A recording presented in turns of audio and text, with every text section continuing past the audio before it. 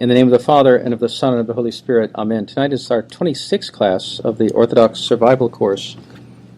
At this point, as we're about to enter the maelstrom of the late 19th century, early 20th century, and leading up to the Russian Revolution, and we have to talk necessarily about this so-called philosophy of nihilism. I thought this would be a good point to stop and catch our breath and review the entire story of our journey that we've taken since we began this study last fall, in order to go back and get a clear picture of where we've been and each stage of this process, which is really a degeneration of thought and of spiritual culture that we've been talking about, and how this leads logically to this nihilism, which means, of course, nothingism. Nihil is Latin for nothing, so nihilism is the belief in nothing. Which is another name of the evil one. Of the evil one. Nothingness. Nothingness, right, because evil is the negation of the good. So Satan is the great negator. Right? Even Satan is not absolutely nothing. He's still something, because nothing that God made is going to go out of being. But he's as close to nothingness as possible, right, in his willful negation of all that God has created and his attempted negation of God himself. So nihilism is really another name for, relevantly, for Satanism. Right. Since our classes on the French Revolution, we have entered the 19th century, and we examined two very different strains of thought that are responses to the destructive spirit of the revolution. In class 24, we discussed the Orthodox philosophy of Ivan Kirievsky and those like him, like Khomyakov. And in class 25, last time, we talked about the utopian dreams of the founders of new religions, or pseudo-religious movements, such as Fourier and Saint-Simon, and also Owen, the Scottish utopian, along with the Roman Catholic utopianism of radical papism, as articulated by Joseph de Maistre and exemplified in the reign of Pius IX. Of course, as we now know, no form of reaction, whether it's Orthodox reaction or Catholic or secular utopian or any kind of reaction, prevailed against the revolution, which continued throughout the 19th century under the surface, while breaking out into public sporadically in local revolutions and assassinations and so forth. So in the 19th century, the revolutions were sporadic, and they usually were not entirely successful.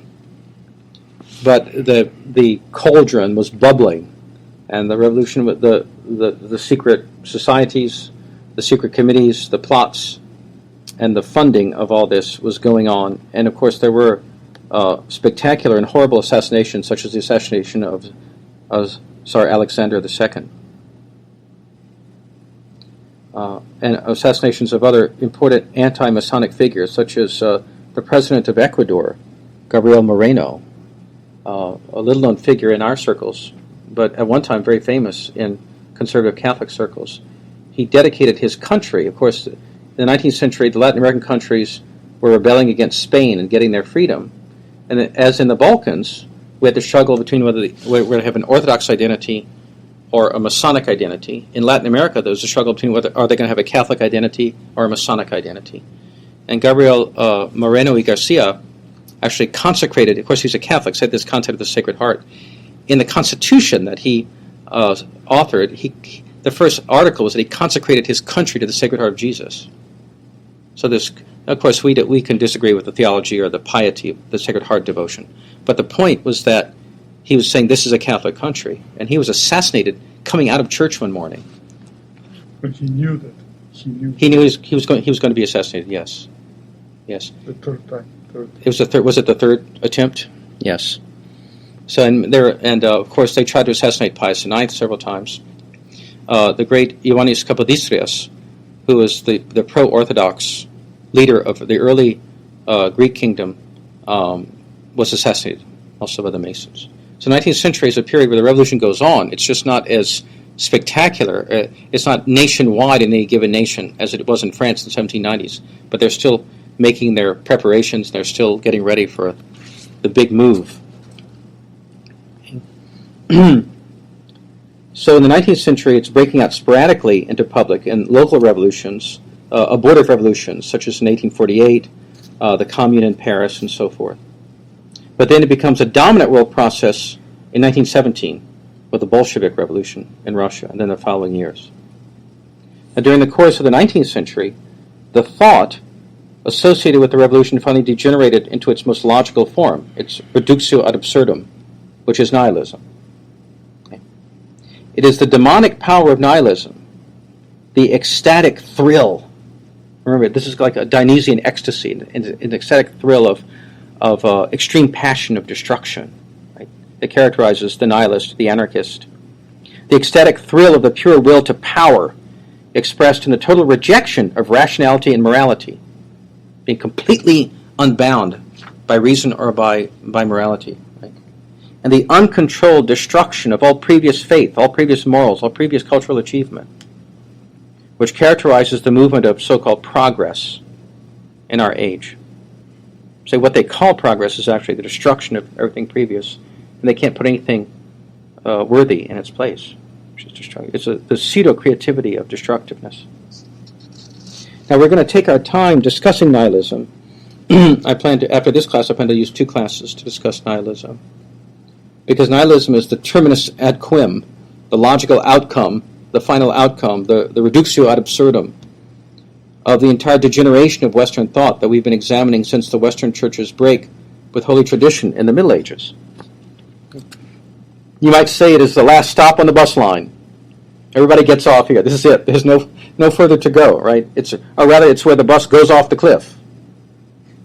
Once you become a nihilist, there's no further philosophical development. Or if there is, it's pseudo-philosophy.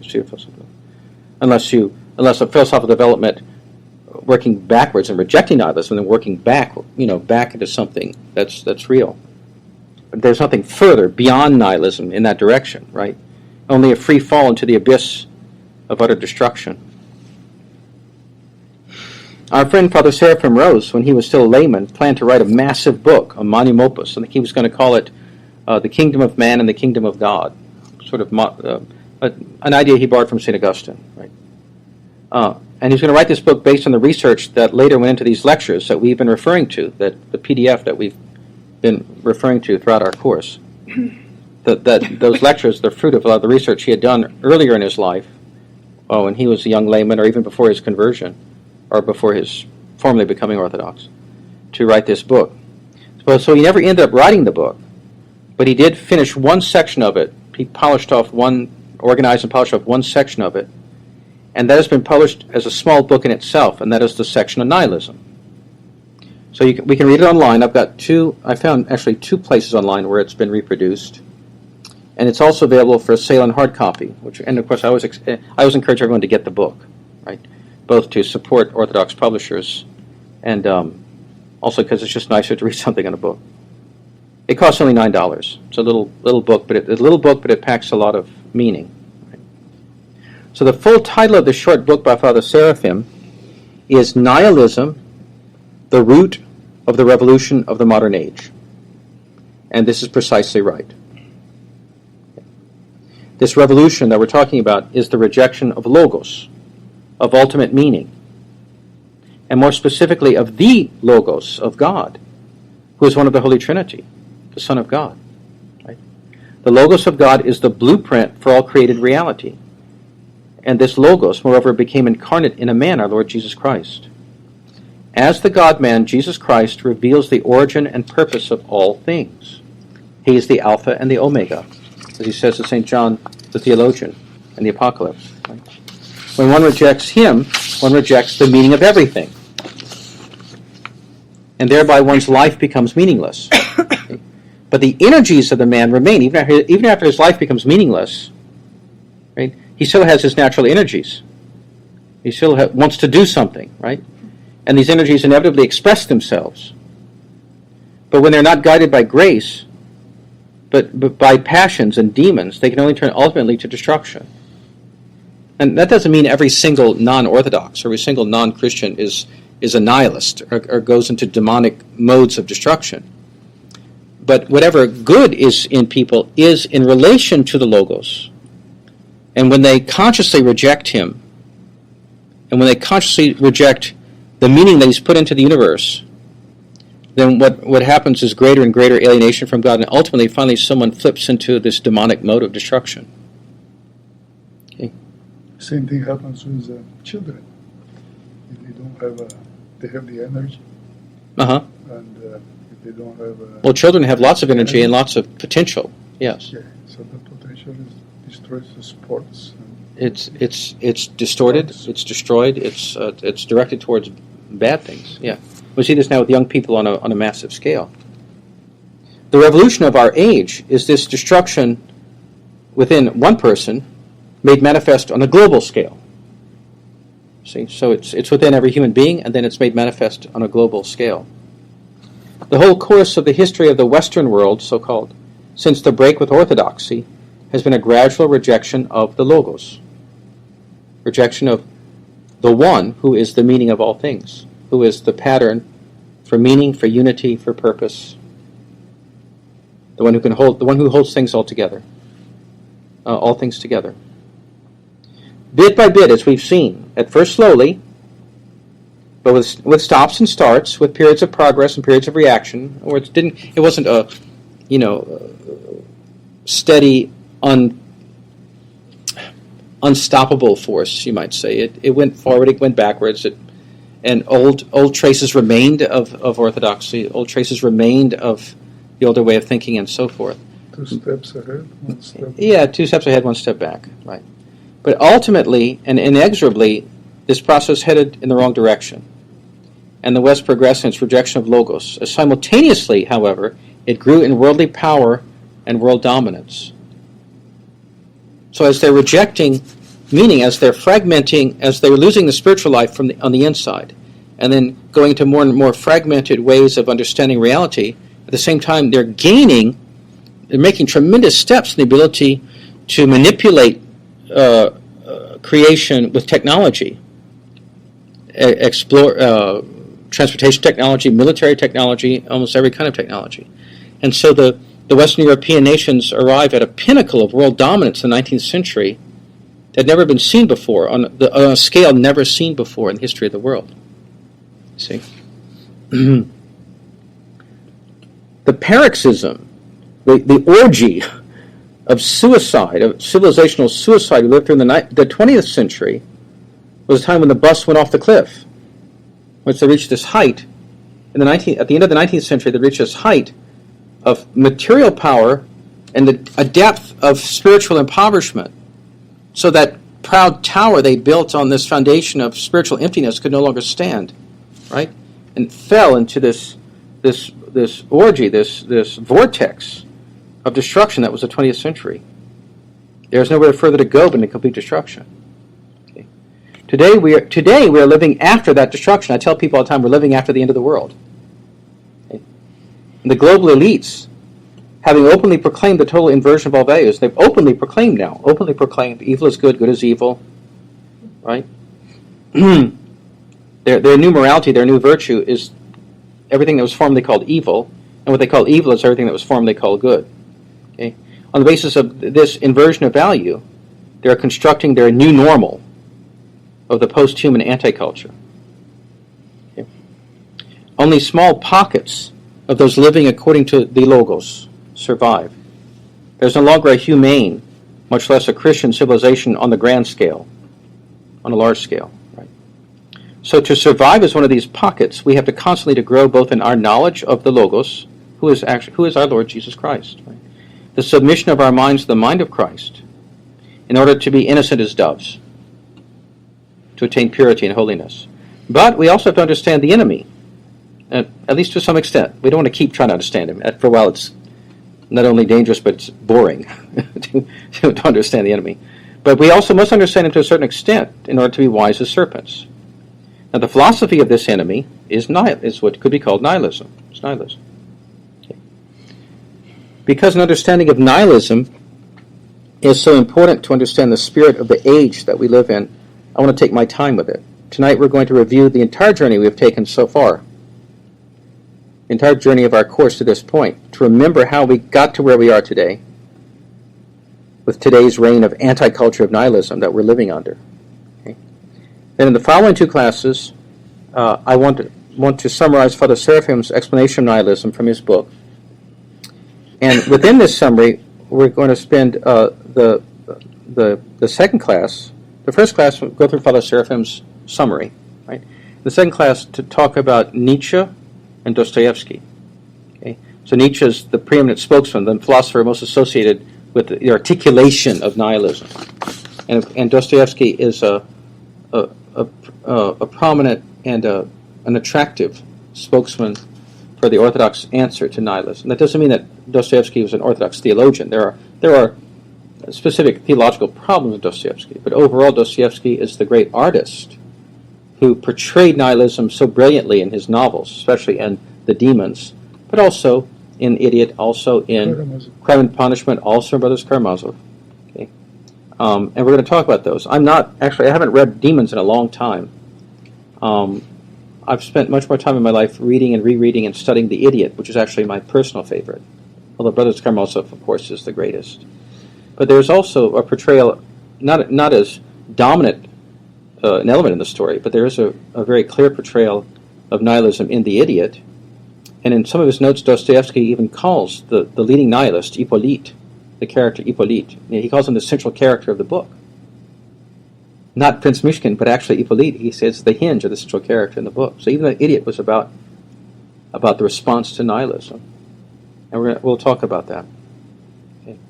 So now let's go back and review. Where have we been? Let us review the historical process which led to this last stop on the line, which is nihilism. In our next class, we shall look at nihilism itself. So our first 9 classes, after the introduction, we spent our first 9 classes looking at the good, what orthodoxy is. The church, I called it the Church of the First Millennium. I called it the Church of the Romans. In the first Christian millennium, East and West share the same understanding of how one knows, and this question of knowledge is going to be repeated over and over again. Right? How do we know something? How do we know what's real? How do we know what's true? Okay. How one knows what is true, good, and beautiful. And how one knows this is the revealed theology of the Church. Right? Theology correctly understood by the deified mind of a saint. Thus, man has direct access to direct contact with the logi. Logi, that's a logos is one, right? And logi is more than one, or logoi if you use the classical pronunciation. Is one. What are the logoi, as we spoke of earlier in one of our classes? And this is explained most clearly. It runs throughout the Greek Fathers, but it's explained most clearly by St. Maximus the Confessor.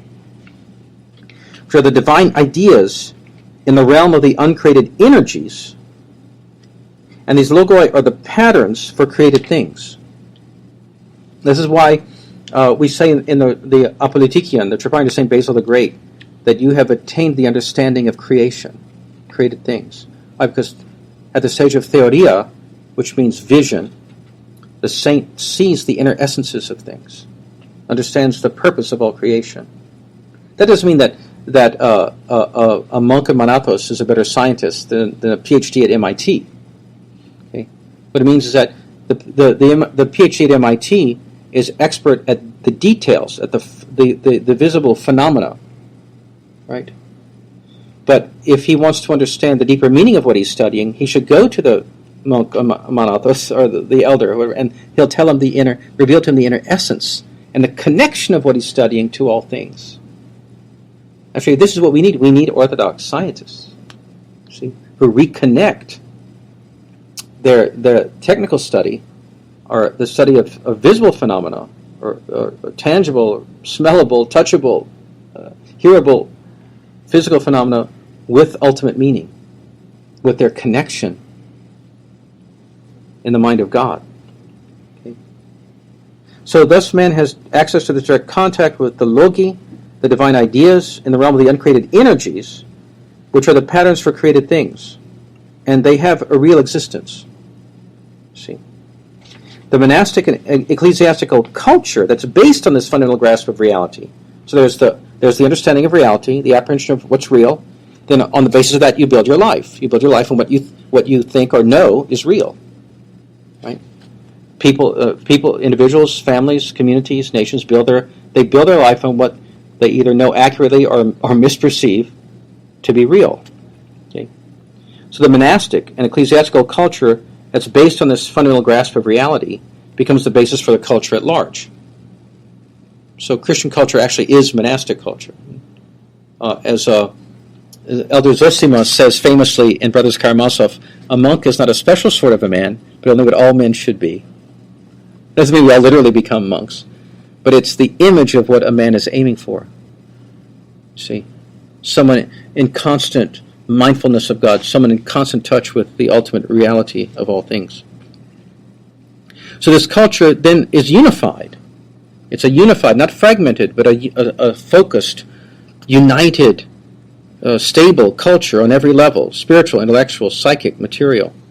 Each life of a saint, and each life of a local community, each life of a Christian nation at large, becomes a means of transparent access to the eternal life of the kingdom to come. Remember, we talked about transparency, the transparency of Orthodox liturgy, art, prayer, theology.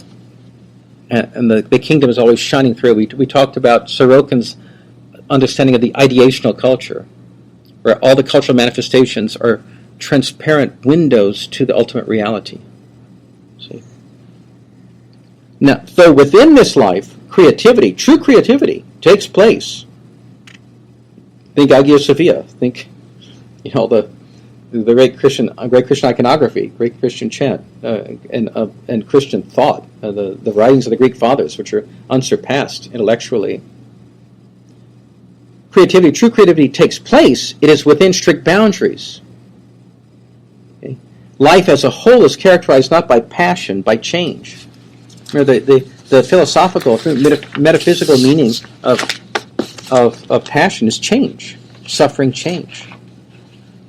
Okay. Let's see. Which is corruptibility made manifest. The next page is which is corruptibility made manifest. Change is corruptibility made manifest. It's characterized rather by stasis, by the divine immutability, the changelessness of God, the stability of God, the reliability of God, the truthfulness of God, the faithfulness of God, the serenity of God,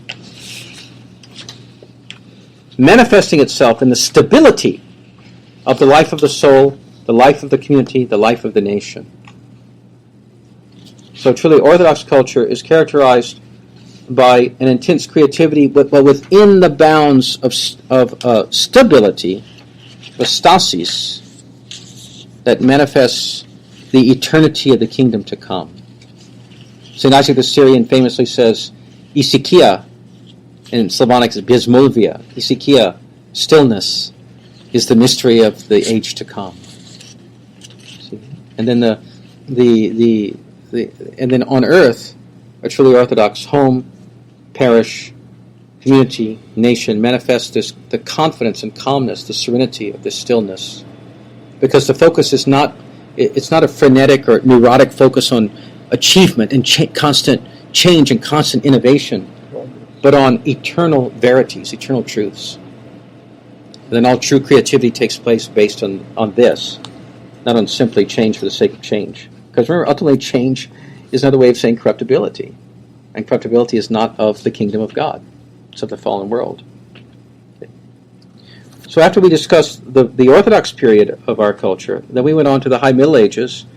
Remember, the schism between Rome and Constantinople takes place in 1054, or it's, I might say, breaks out again in 1054. Well, it wasn't necessarily the final break, but it ended up being a final break.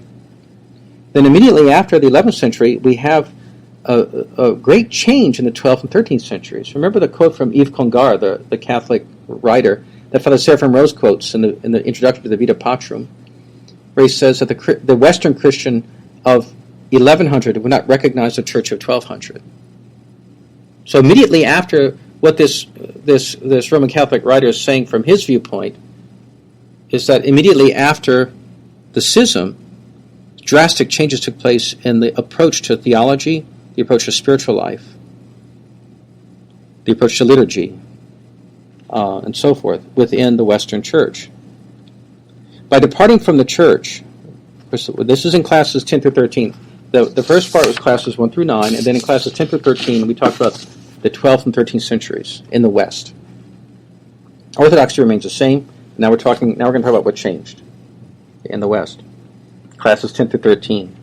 By departing from the church, the Western church and nations lost the uncreated grace of God. Right? They lost sacramental grace. Right? So afterwards, it took many centuries to use up the spiritual capital of the first millennium. They didn't suddenly become totally different from the Orthodox, right? It took a long time to completely use up that spiritual capital they'd stored up for centuries, right? But besides the loss of grace, or rather concomitant with the loss of grace, was the loss of the understanding of true spiritual life and true theology. The authentic spiritual experience is lost and replaced by delusion. And we identified the pivotal figure of Francis of Assisi, the first deluded Western saint, the first famous phony Western or pseudo saint of the West, whose life manifests what anyone with Orthodox spiritual training can identify as plani or prelas, delusion. Okay, so their spiritual life starts becoming characterized by delusion and starts being fragmented to various schools of spirituality, so-called, that are really forms of psychic experience, not genuine spiritual experience. And the true theology, which is based on a tradition, holy tradition, the scriptures and tradition, right, based on liturgical life, based on ascetical experience of the monasteries, is put aside. But remember, they never completely renounce it. In official Roman Catholic teaching, you'll even have them say the fathers are a higher authority than the scholastics. But in practice, they always defer to the interpretation of the scholastics.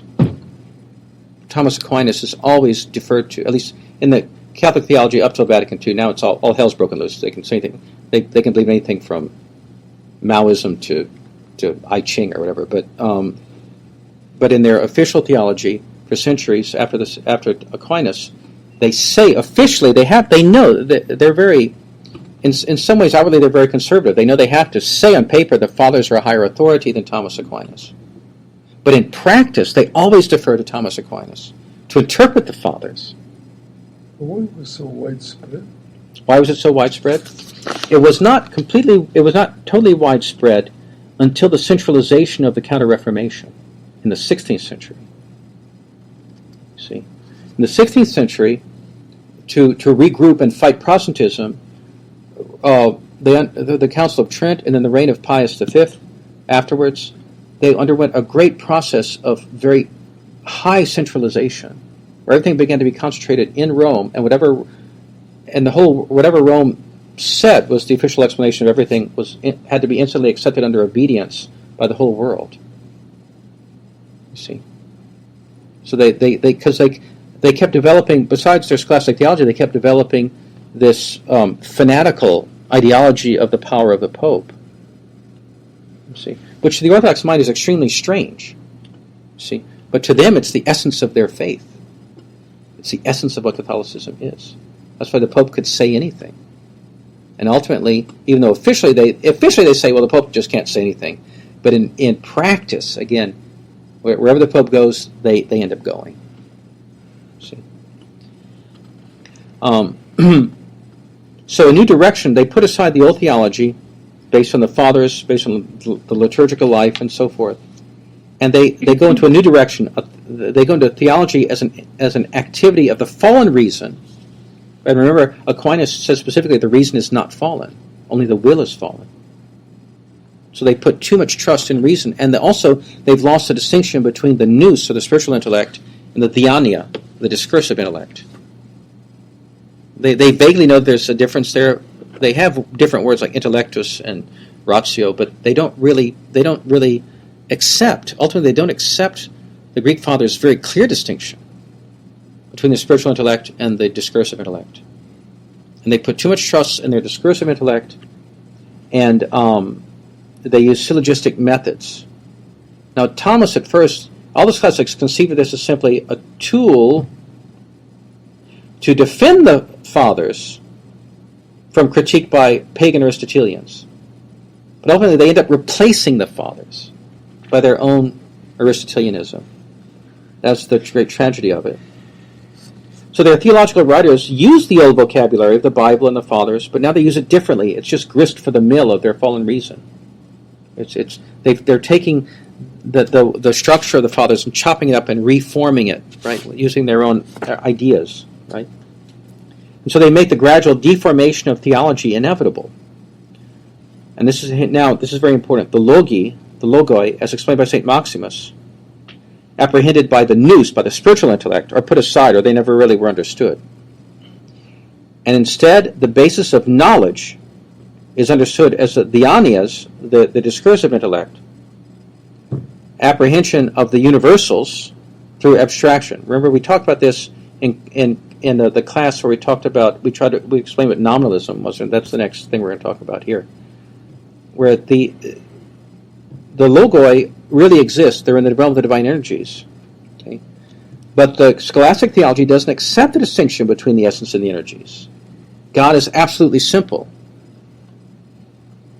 And so, if there are logoi, they cannot have a real existence. They can only have an existence in our minds.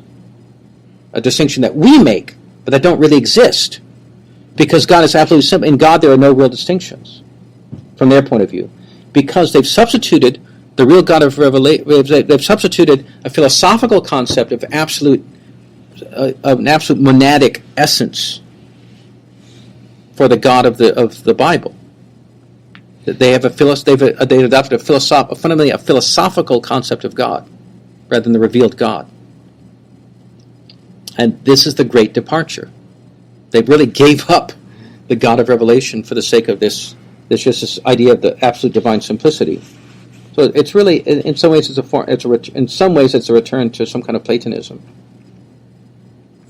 or some kind of, or using Aristotle's language, but really it's really kind of Platonism. Okay. So because of the doctrine of absolute divine simplicity, the universals as divine ideas can only be understood as having notional, not real existence. Remember, the universals are so important. Remember, the universal is, I see this table, you and I see the table, and when we say table, we mean the same thing. That when our minds abstract tableness from this table and that table, that's something real. Okay, that's something real. But the Saint Maximus and the Eastern Fathers' teaching of the logi is more precise, and it's higher and it's more accurate. So the logi really exists in the mind of God, but in the realm of the divine energies, the uncreated energies, not in the essence of God. The essence of God is unknowable, is incomprehensible. But the energies of God, we know because God reveals himself to us. Okay. And so we can, when the Holy Fathers, when their minds are purified by the Holy Spirit, they see the inner essences of things, which are these, their minds begin to apprehend the eternal meaning of things, which are real, okay, in the realm of the divine energies. And so this forms the basis, of course, it's part of our progress in getting to know and to be united to God, but it also forms the basis for a philosophy of knowledge, how people know things. Okay? But the scholastics say no, the universals are simply abstractions we make from phenomena. The universals really exist, but they are purely created things. And insofar as there being ideas in the mind of God, which St. Augustine says there are ideas in the mind of God, but ultimately he has to say, but they're ultimately, that's only a notion we have in our minds, right? It's only a distinction that we make in our minds. Now, this problem they've created paves the way for nominalism, nameism. Okay? Then in class 14, we talked about the 14th century and nominalism. There's historically, there's turmoil in the 14th century. The Black Death, the plague, which is also in the East, by the way. But you hear about it most, of course, because we read Western history, so we hear about it in the West. The plague affected them very greatly. The Avignon papacy, when there were 2 or 3 different popes, and there's a lot of chaos in the Western Church in the 14th century. This turmoil shakes the confidence of Western Christendom, its confidence in that magnificent structure they had achieved in the 13th century. And simultaneously, the new teaching of William of Ockham and his followers, that is nominalism, nameism, appears, and it gains a following. Nominalism teaches that the universals are not only notional, but also purely conventional. Whereas the scholastics say they're notional, but they're real in some way, right? Occam says, no, they're just names we make up, and they're just tags we put on things. tags we put on things that seem alike but are not necessarily really alike. Thus, a unified theory of ontology and epistemology becomes impossible. Ontology is the study of what is, on, being in Greek, on, being. Episteme in Greek, ancient Greek, means knowledge. So if everything we talk about is just a tag that we just made up, right, it don't correspond to anything real, then a unified theory of what is and what we can know becomes impossible. Religious faith ultimately has to be fideistic. Fideism is just like this irrational willed choice to believe something just because somebody said it. You know, the backwoods American who says, I believe it because the Bible says it, you know, or the Pope, or the Catholic, well, the Pope said so, or preacher Billy Bob said so, or Martin Luther, or whoever said so, right? That's fideism, right? Kierkegaard calls it the leap of faith, right? It's irrational. Right? So religious faith, if you take Occam, I'm not saying Occam took it to this. Occam was a believing Franciscan friar who taught at Oxford. Okay, I'm not saying Occam himself took it to this logical conclusion, but this is the logical outcome if you just extend the lines, right? And also, so faith becomes fideistic, and scientific knowledge is not directed to a knowledge of things as they really are, because we can't know things as they really are, right? But it degenerates into the unceasing, endless fragmentary, right, exploration of the phenomenal world, just phenomena, for the sake of manipulating the phenomena for pragmatic ends. Ultimately, it ultimately has to end in some kind of pragmatism. Okay, then we study the Renaissance, classes 14 through 17. One might say that in the Renaissance, the philosophical project is put aside. Say, okay, Aquinas, Occam, whoever, just be quiet. We're not interested in what is. We're just interested in a sophistic approach to life. Remember, Socrates, going back to good old Socrates, his enemies were the sophists. The sophists were teachers that hired themselves out to teach young men in Athens how to be successful, how to twist words, how to win friends and influence people, to be big shots in society. They didn't care about virtue or truth. You might say the Renaissance was a period where they paused, to use computer language, they paused the search for truth, and they just said, let's talk about this life. Let's talk about having fun, or being powerful, or being glorious. So we don't care about truth. We care about power and glory and political intrigue and magnificent sensate art, right? And the good life. Right? So scholarship is directed in the realm of the humanities. There is tremendous scholarship, but it's directed towards a technically brilliant but spiritually empty revival of the classics. They sort of worship the classics for their own sake. It's like it's the Renaissance in which you hear the phrase ars gratia artis, art for the sake of art. A purely sensate approach to life. Even the greatest scholars reconstructing ancient texts of the New Testament were interested in it primarily as an artistic or intellectual achievement.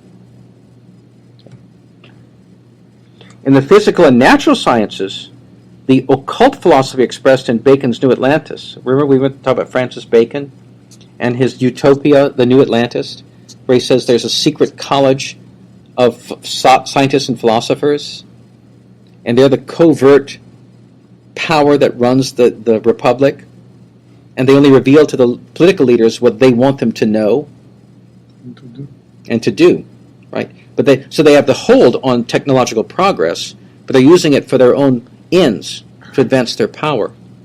Bacon lays this out. He's not the only one. Bacon is just the most obvious proponent, but obviously this is a movement that's going on. Just explain. He's explaining it, right? He's revealing it.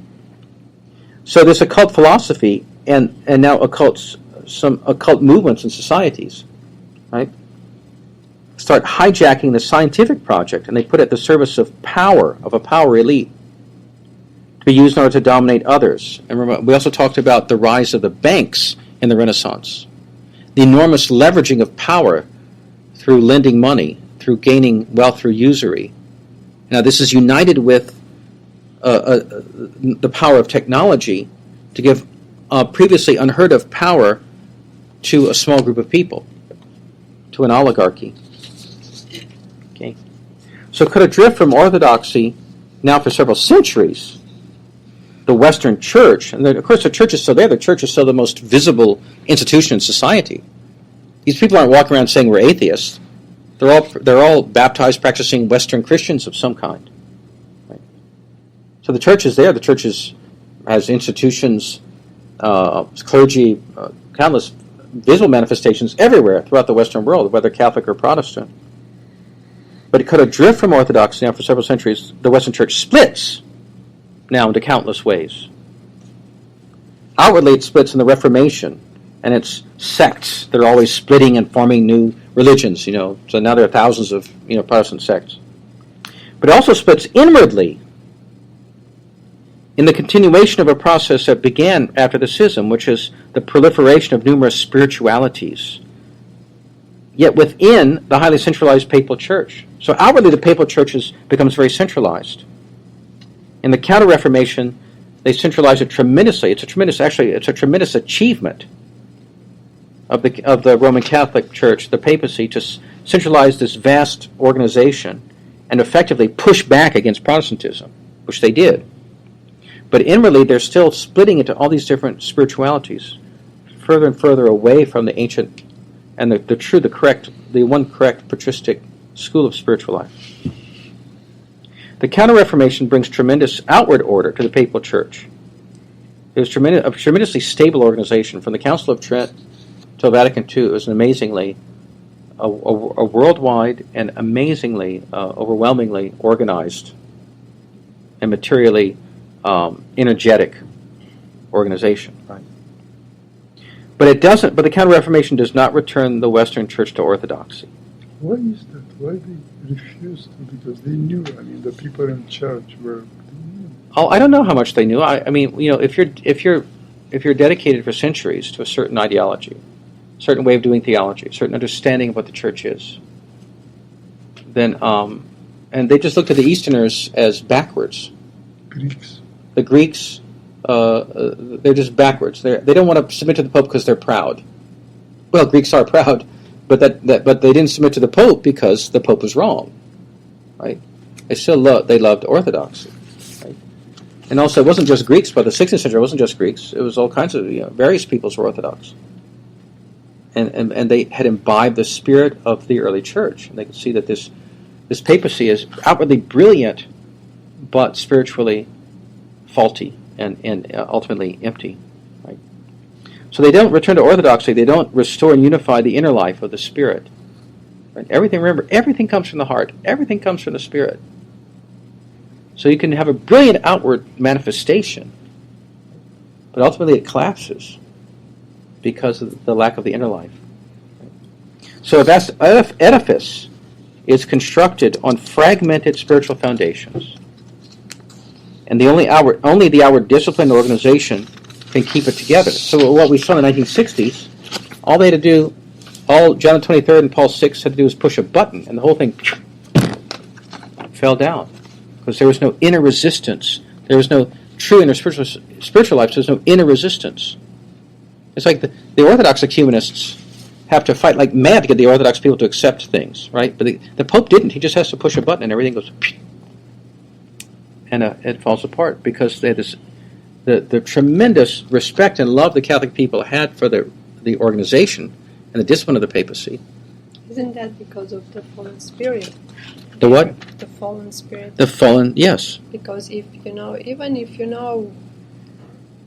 you're spiritual, and we or Orthodox people, we are obedient. We are, right, to our spiritual father. But if we know he's not right. If you discern heresy or falsehood, you have to speak up, right? You fight it. You don't just obey. Yeah. Now, officially in the Roman Catholic teaching, they say they don't teach blind obedience, but in practice, they do. In practice, it is blind obedience, right? Just like in so many things, and this is actually a revolutionary technique everywhere, not just in Catholicism. Everywhere, the revolutionary technique is to acknowledge. So yes, we respect the old forms, the old teaching, whatever, but in practice, we're going to do X, Y, and Z. See, that's the gradual revolutionary method. In some places, you see the violent revolutionary method. France, Russia, 1917 was a violent revolution, right? But a more effective long-term revolution is the inner revolution the so-called Gramscian model of revolution, where you say, oh, yes, we respect all the old forms. We respect all that. But then you replace the inner content with something else. You convince, you don't force. Yes, you make it attractive. Force. And you always have plausible deniability.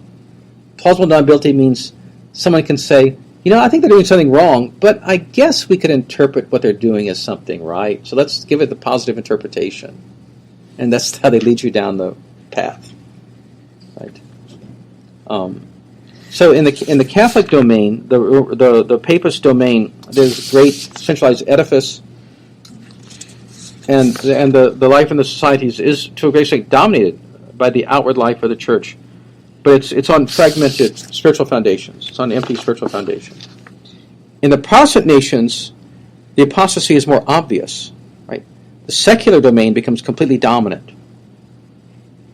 So you can say, for example, in the contest between the Anglo-Saxons and the Europeans, the Anglo-Saxons win, ultimately. The contest for world dominance, technological superiority. Why? Because they're more thoroughly materialistic. The British and the Americans, and also the Northern European Protestant nations, are more thoroughly materialistic. Whereas the Catholic nations, the more Catholic they are, the Southern Europe and Eastern Europe Catholic nations retain more of the old worldview of spiritual life, spiritual realities being more primary, right? But the Protestant nations go full blast into secular values. And religion is something private and subjective. That's my relationship with Christ. I go to church once a week on Sunday. I feel good about my relationship with Jesus. But the rest of the week, I'm a secular person. See? Now then in classes 18 and 19, we talked about the 17th and 18th centuries and the schools of rationalism and empiricism and the political concept of the Leviathan state. Okay.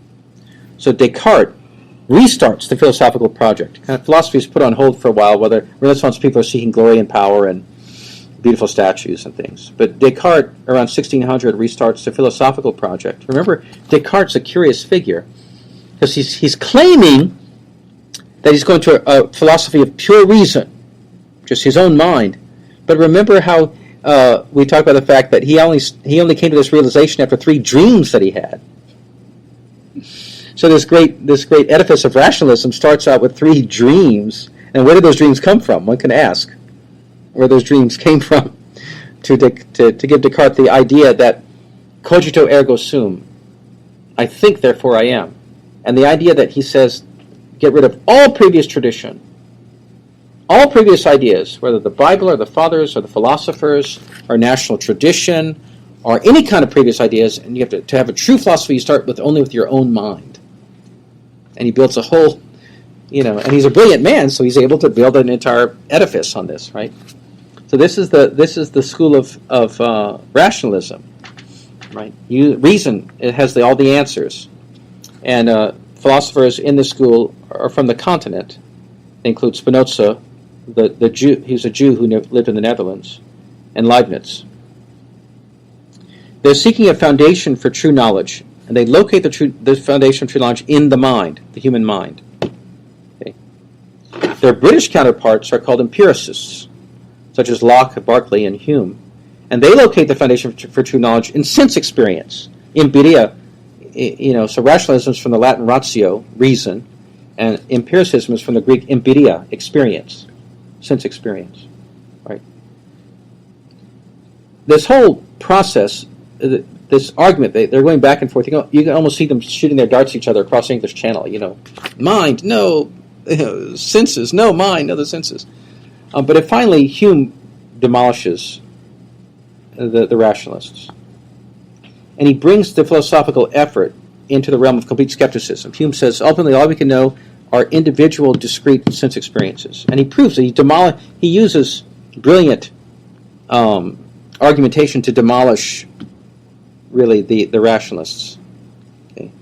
Hume actually, what's interesting about old Hume, that Hume actually was a cultural conservative. And he was using his skepticism to demolish ideology.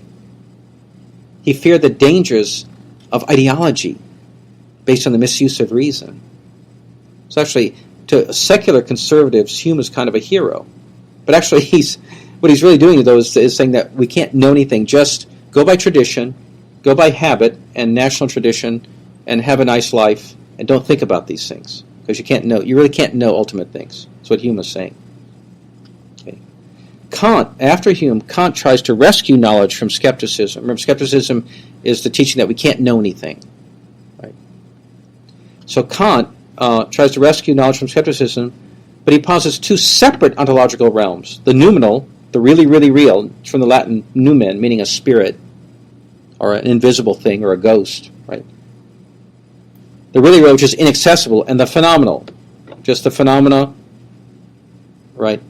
From the Greek phenomena, the things that appear, the stuff we can perceive and process through categories of understanding built into the mind. So Kant writes this gigantic thing called the Critique of Pure Reason.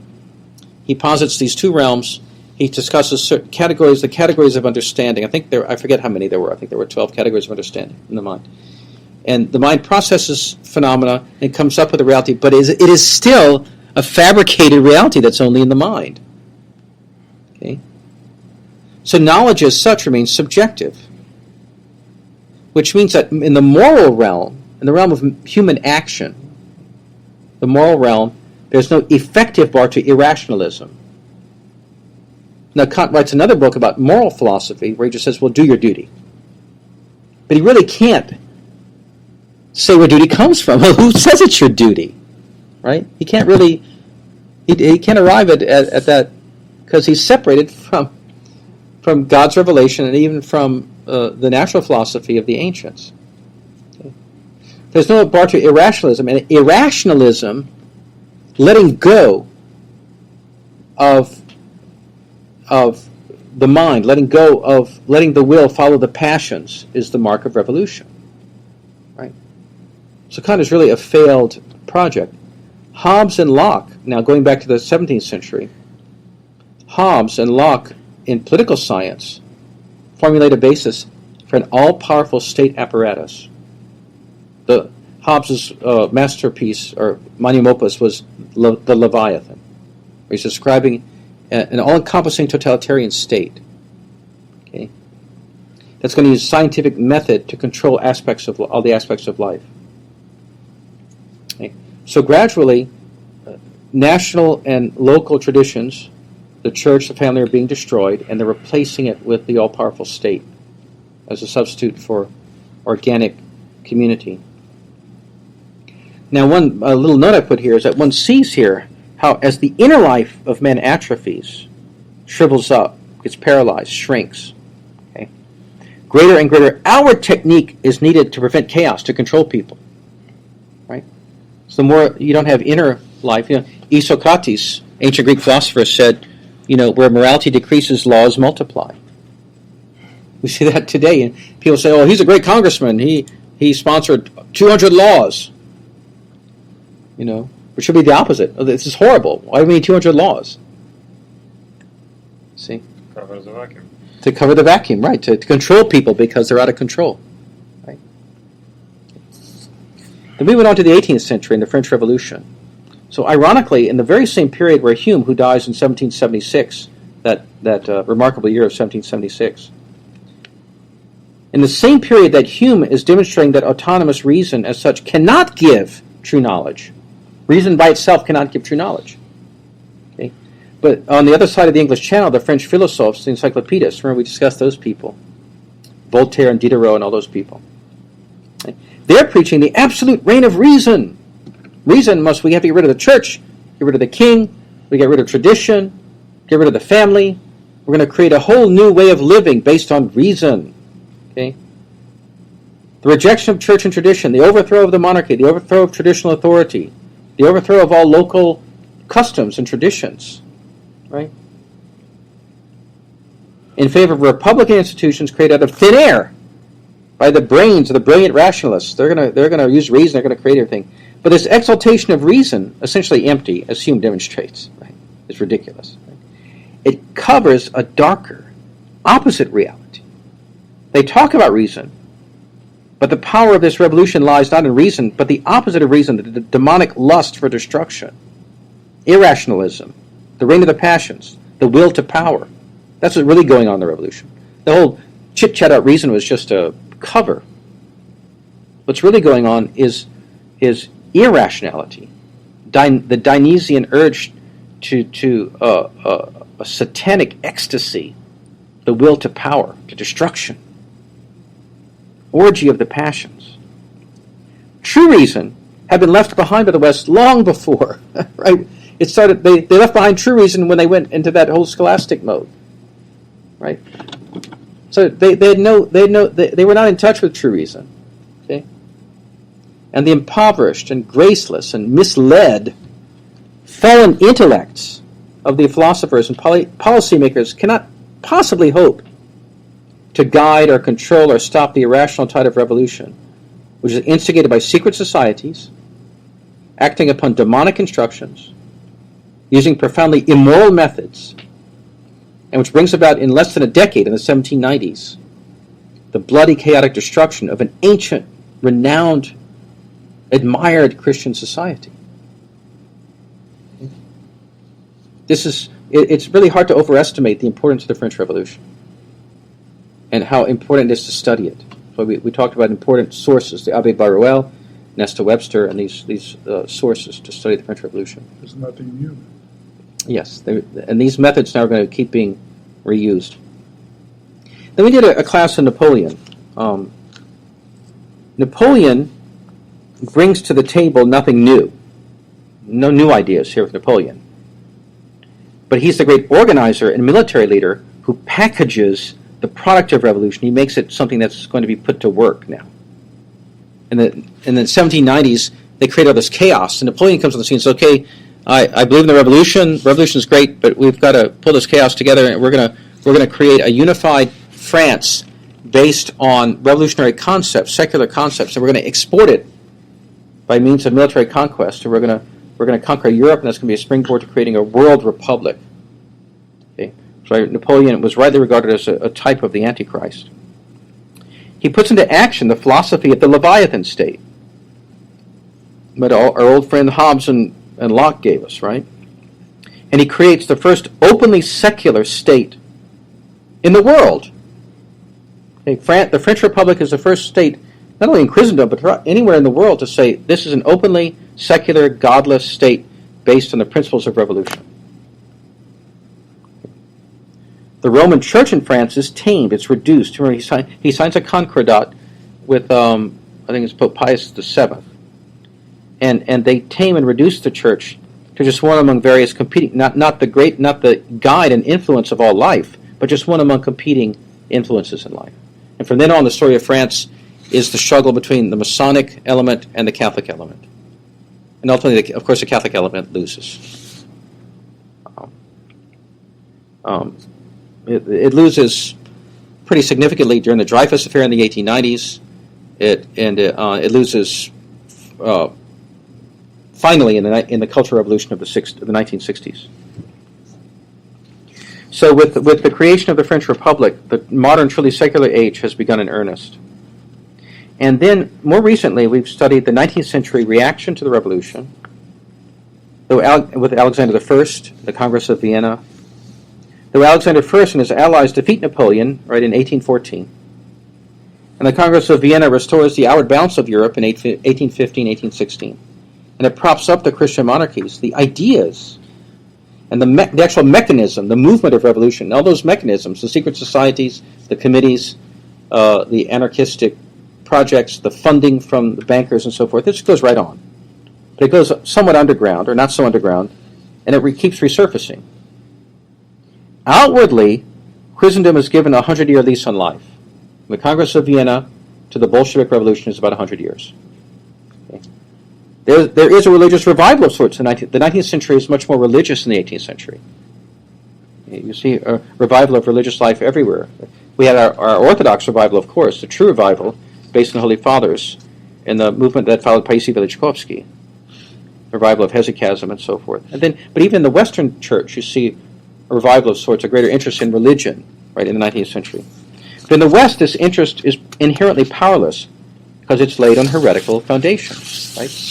In the Eastern countries and in Russia, Though a genuine Orthodox revival is taking place. And we talked about that in our class on Paisiv Lechkovsky, the Philokalia, Optina, and so forth. But in the East, it's still being combated constantly by Masonic infiltration. Every Orthodox country is infiltrated. Okay. And the new Orthodox nations of the Balkans are born with a mixed identity that's not entirely Orthodox. Okay. Remember, we said how in some of the Orthodox countries, the new supposedly Orthodox governments that were actually mixed Orthodox Masonic governments actually confiscated more monastic land than the Ottomans had done, right? Because they're pursuing outwardly they're saying, yes, the Constitution says our country is Orthodox, but they're pursuing a Masonic agenda. Right? In Russia, the fatal split between Holy Russia and post-Petrine modern Russia, going back to Peter the Great, back to 1700, creates conditions that lead to the coming revolution, even though there is a great spiritual revival. So, by the 19th century, the century we've now arrived at in our journey, we have a heretical West, which, though at the height of its worldly achievement, has run completely out of the inner resources for spiritual renewal. They're at the height of their outward material achievement, and they've come to a depth of spiritual poverty, spiritual emptiness. The Orthodox East cannot rescue the West because it's weak, it's fighting for its life. Okay. Russia's fighting to become Orthodox again. Our Balkan Orthodox nations are just coming into existence as modern political realities. Okay. And they're being attacked constantly. As they're coming in, they're being choked at birth by the Masonic infiltration. See? So rather than the East being able to help the West, the infection from the West spreads to the East. And it combats the nascent Orthodox revival that we did describe in Class 23. So the philosophical project in the West has exhausted itself. If there is no basis for genuine knowledge, then there is no basis for morality, and no reason to control your sinful desires, no reason to combat your passions.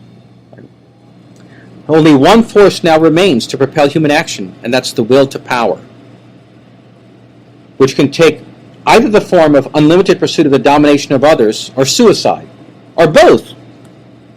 See, in the lives of so many people who pursue absolute power, they commit suicide.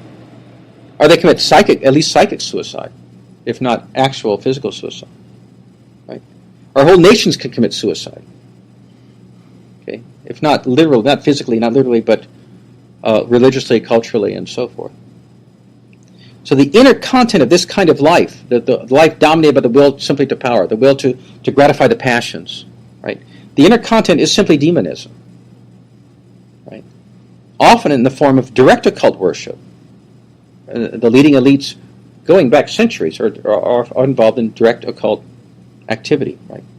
The outward expression is revolution, whether open, violent revolution like in the communist experience, or the gradual revolution that we see in the Western countries, the so-called democratic countries or liberal countries. The outward expression of this life is revolution, and the philosophy of revolution, the stated philosophy, is nihilism.